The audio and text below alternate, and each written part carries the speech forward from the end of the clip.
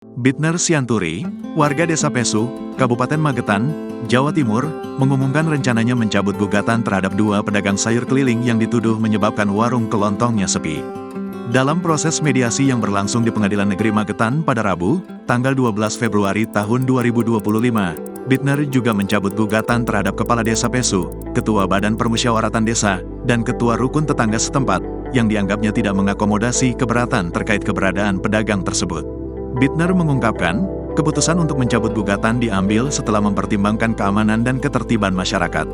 Kita bicara keadaan, keamanan ketertiban masyarakat, pada akhirnya saya yang mengalah bukan berarti kalah untuk kebaikan bersama. Hari ini saya mencabut gugatan saya, ujarnya saat ditemui di PN Magetan. Meskipun mencabut gugatan, Bitner masih akan meminta ganti rugi sebesar Rp540 juta dan Rp1.000 untuk kerugian material yang dialaminya. Saya minta itu Rp540 juta dan Rp1.000 kerugian materialnya. Saya minta seperti itu, tapi kalau tidak dipenuhi saya akan tetap mencabut gugatan saya, imbuhnya. Sebelumnya, Bitner menggugat dua pedagang sayur keliling dengan klaim kerugian hingga Rp540 juta selama 5 tahun akibat sepinya warung kelontongnya. Gugatan tersebut juga mencakup perangkat desa yang dianggap tidak merespons keluhannya tentang aktivitas pedagang.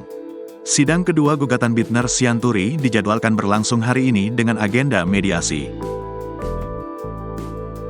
Download Tribun X sekarang, menghadirkan lokal menjadi Indonesia.